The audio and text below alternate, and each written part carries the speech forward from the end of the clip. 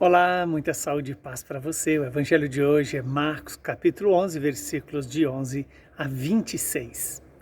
Tendo sido aclamado pela multidão, Jesus entrou no templo em Jerusalém e observou tudo.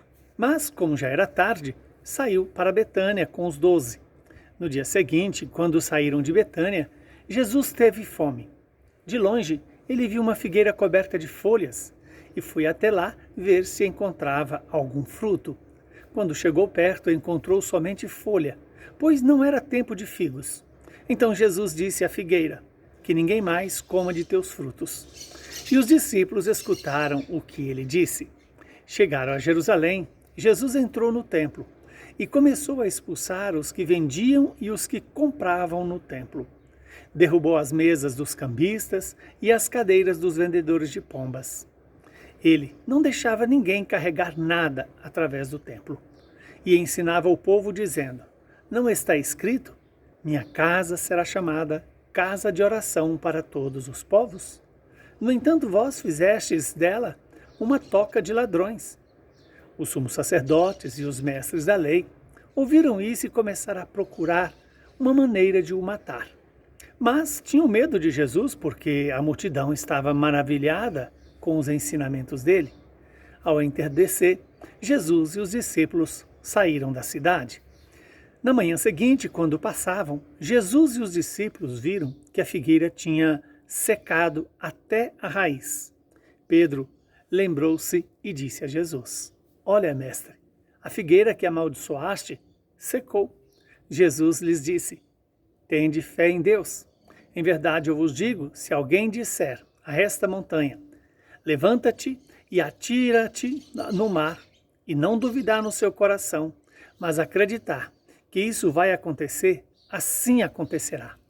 Por isso eu vos digo, tudo o que pedirdes na oração, acreditai que já o recebestes, e assim será.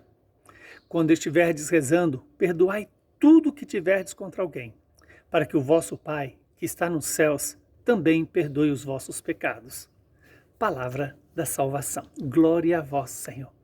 Que esta palavra se cumpra em nossas vidas, em nosso favor, e nos conduza à vida eterna. Estamos diante de uma palavra que traz alguns ensinamentos importantes para a nossa fé, ou seja, alimentos para deixar-nos conduzir pela vontade de Deus.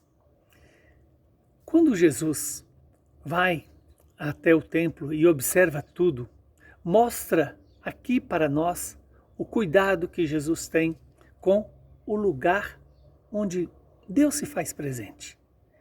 A casa de oração. Jesus chama a atenção que o templo deve ser uma casa de oração. Por isso, a importância do silêncio no templo, daí a importância da nossa presença consciente no templo. Esse templo pode ser o templo físico, mas pode ser também o seu templo, o templo do seu coração. O templo de Deus que é o seu coração. Veja que quando Jesus encontra aquela figueira apenas com folhagem, Jesus vai dizer que ninguém mais ia comer frutos daquela figueira. E isso acontece. Aí nós temos que nos lembrar. Eu estou produzindo fruto no tempo de Deus? Ou apenas no meu tempo? Produzir fruto. Qual fruto? O fruto do amor. O fruto de vida eterna, os frutos do Espírito, que não são produções minhas, mas eu preciso permitir que Deus os produza em mim, pela própria força do Espírito. Que hoje Deus nos dê essa graça de produzir os frutos no tempo que Deus deseja, não no meu tempo, não no seu tempo.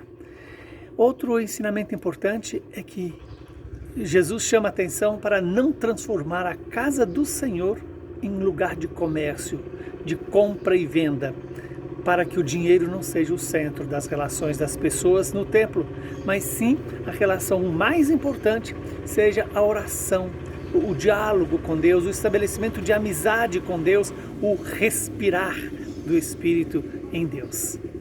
Que hoje eu e você possamos juntos transformar o meu e o seu coração no verdadeiro templo onde o Senhor seja amado, adorado, reconhecido, louvado, glorificado. Por fim, o ensinamento fundamental deste evangelho é quando Jesus vai nos dizer, né, que vai nos convidar a ter fé em Deus. Quando Pedro vê que aquela figueira tinha secado até a raiz, e aí Jesus alerta, né? Tende fé em Deus. Lembra-te que quando se tem fé, a própria criação obedece o homem. Quando o homem não tem fé, as coisas dominam a pessoa humana. Quando então Jesus vai dizer, né? Tudo que pedirdes na oração, acreditai que já o recebestes, e assim será. E esse acreditar, primeiro, pressupõe a atitude do coração, não é só uma atitude da razão. Acreditar é uma atitude da razão? Sim, mas é um dom do Espírito. Por isso que acreditar no que nós estamos pedindo, que já vamos receber, é primeiro conformar a nossa vida com a vontade de Deus. Por isso Jesus vai dizer, quando estiveres rezando, perdoai aqueles que tiverem alguma coisa contra ti, para que assim o vosso Pai Celeste vos perdoe dos vossos pecados. Que coisa bonita isso, né? O perdão é a base para uma oração efetiva, porque quando eu dou o perdão e busco o perdão, eu o recebo. Quando eu não dou, eu não posso receber. Que o Espírito Santo nos ilumine e nos dê a graça de hoje fazer a nossa oração com uma firme decisão, buscar a conversão. A conversão que começa pelo perdão àqueles que nos ofendem e, ao mesmo tempo, receber de Deus o perdão. Para isso, pressupõe que eu reconheça os meus pecados, as minhas falhas, os meus limites e confie no poder da misericórdia de Deus. Que o Deus Todo-Poderoso nos abençoe, nos santifique, Ele que é Pai, Filho e Espírito Santo. Saúde e paz para você.